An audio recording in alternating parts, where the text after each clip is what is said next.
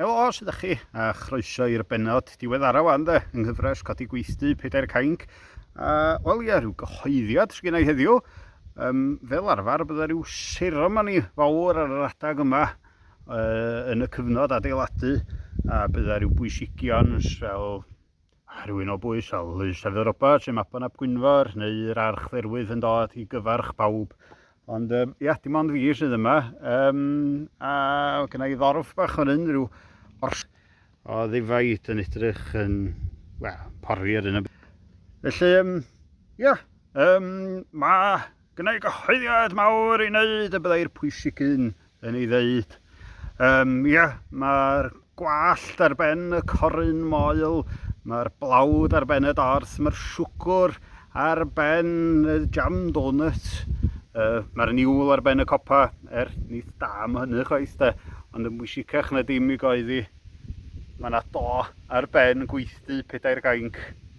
Halleluia.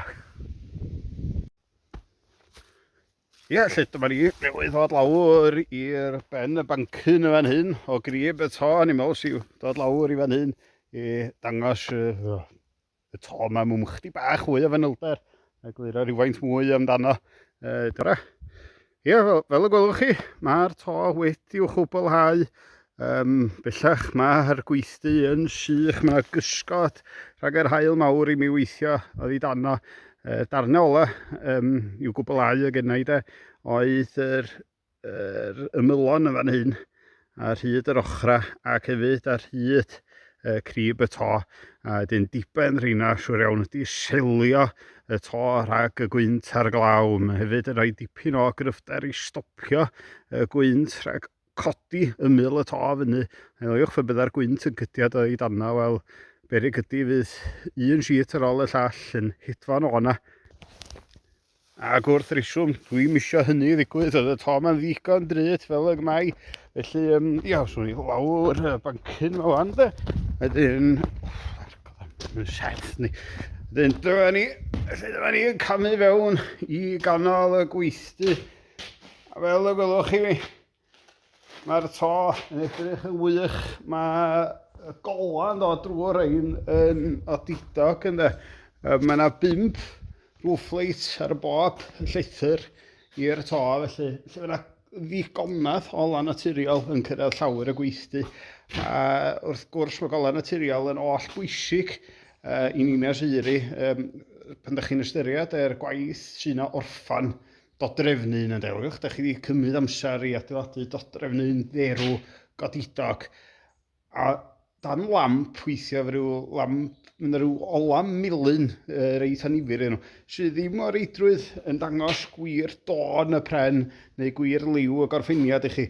Ond mae gola naturiol, fydd dipyn haws a ddim i gael yr tôn iawn felly de. Ond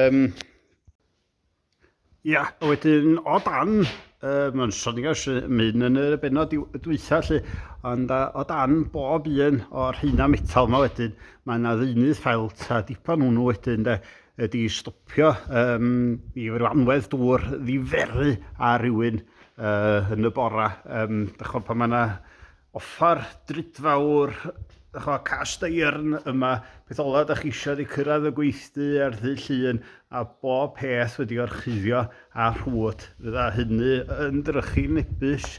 Dewch i ni fynd allan, mae'n gwneud ddrws bach yma bellach. Ie, felly, o'n i sôn hefyd, mae anthracite ydy'r to, ond un o'r pethau pwysig i nodi, wrth gosod y sheets yma o fetal ar y to, dechrau ni o'r ymyl yma a gweithio yn ffordd draw felly. Mae bob un sheet wedyn wedi blygu dros ei gilydd rhyw ar yr ymyl lle mae yn fanna, fel y gwelwch chi fi. A'r diban rheswm dros gwneud hynny de, wel o'r cyfeiriad yma, mae'r gwynt yn dueddol dod, hwnnw ydy'r de'r llewyn lawr acw. A wedyn drwy sicrhau wedyn fod yr uniad yn cael ei orchuddio o'r cyfeiriad yma, mae'r gwynt wedyn yn mynd i ryw ymlwybro dros y to yn neis ac yn esmwydd A fyna am byd i'r gwynt gydiad. Lle dewch i wneud rhyw'r arbrawf cyflym iawn. Lle miliwch am hyn wan, rhyw cyfres a sheet OSB wan. Mae'r gwynt wan dydi yn gallu ymlwybro. Mae fwy streamline ydy'r gair ynde. Ond meddyliwch chi fe bydda'r to'n cael ei osod y ffordd arall rownd a fe bydda'r gwynt wan yn cydiad yn fan hyn. O bydda hynna'n digwydd i'r to. Dyna'r peth ola, da chi eisiau gweld yn digwydd. Ia, fel troniais oedd hwn ddigon costus, felly mae'n bwysig bod bethau yn cael ei gwneud yn iawn. A un o'r pethau eraill nes i lle oedd, dewch chi drai'r... Da chi'n gweld yr dulliau sgriwio fan hyn, wel, efo to box profile sgriwio tu fewn neu yng ngwaelod y dyffrynoedd a'r cymoedd da chi yn ytrach nag ar ben copaon, a diban hynna wedyn ydy atal grib rhag gael ei gamu am i lawr i'r uniad wedyn wel i'r to gamu a falle a'r uniad peidio eistedd mor wastad. Mae yna rhyw gyfres o sgriws gyda i fan hyn lle maen nhw, felly ie.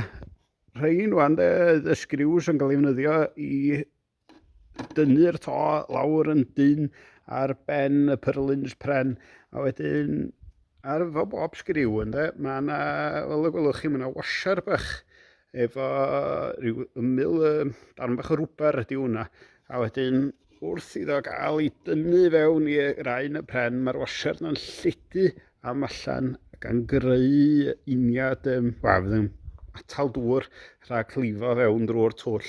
A wedyn rhain wedyn yn cael ei ddefnyddio yn y cymoedd, a wedyn rhain wedyn sy'n cael ei ddefnyddio i uno un sheet i'r sheet drws nisa, felly dewch i mi gael dangos i chi unwaith eto. Felly, ia, dyna ni, out of focus. Fel y gwelwch chi, mae yna res o'r sgriws bach yma yn rhedeg fyny'r grib yn y canol yn fanna, lle mae'n rhedeg bob rhyw 19 modfadd. Mae'n ball un cweit yn syth gyda i, chdi match, so gweithdy di o'n pen draw de. Ond ie, wedyn mae rhain, maen nhw chdi bach fwy o drwch yn nhw, a maen nhw'n helpu clampio 2 sheet o fetal at ei gilydd. A wedyn, fel nad ydych chi yn gweld y pen metal yma wedyn, mae'r capia bach plastig yma wedyn yn cuddio top y sgriw, felly mae diban wrth gwrs y capia yma hefyd di sicrhau bod y sgriws yma'n para chydig yn hirach, stopio'r haul wisgo rwber o'na, a dyla'r to wedyn bara yn hirach i chi. A ma' nhw'n deud ystyr to wedi wneud yn iawn, dyla'r toia yma bara ryw 1/4 canrif heb fod unrhyw waith cynnal chadw angen ei wneud arnyn nhw. A wedi hynny dylen nhw'n bara digawda eto gobeithio. Un o'r pethau eraill hefyd o'n i'n wneud yn bob un uniad rhwng 2 sheet, felly o'n i'n rhoi mastic felly fyny'n yr uniad, a hynny mwyn stopio unrhyw ddrafft wthio i ffordd drwy'r uniad neu unrhyw libaniaeth hefyd. Ond ie, dyna ni, digon o'n sôn am doia faint. Mae rhywun sy'n gallu mynd ymlaen ymhydoedd, mae'n siŵr am byswn. Ond ie, na i stopio fan'na mwan. Ond ie, fideo nesaf na i de, na i gliro chydig am y gwaith dwi yn ei ganol ar hyn o bryd, sef gosod waliau yma lle, 4x2s, y stud wall. Ond a chi'n gorffan de, gan meddwl fyddai fyny fan hyn rhyw lawar am flynyddoedd mawr i ddod. Yn ei bai fyna rhyw gorwynt neu rhyw flaidd mawr blin yn chwthu hanner yn ho i ffwrdd. A ie, os ai droi. Dyna ni, sbiwch ar yr ilc fan'na. Argo mae'n braf heddiw. A'r awal yn fwyn, mae'n hyfryd yma. Mae sŵn cnocall yn y coed, sycamore draw fan hyn. Gobeithio wneith y goedan ddim clopsio'r ben y to newydd, ond dyna ni. Ie. Ie, dyna ni am y tro. Gobeithio bob yn cadw'n iawn, a neu fideo arall yn fuan yn dangos yr darn, yr elfen isa o'r gwaith adeiladu sydd ar y gweill.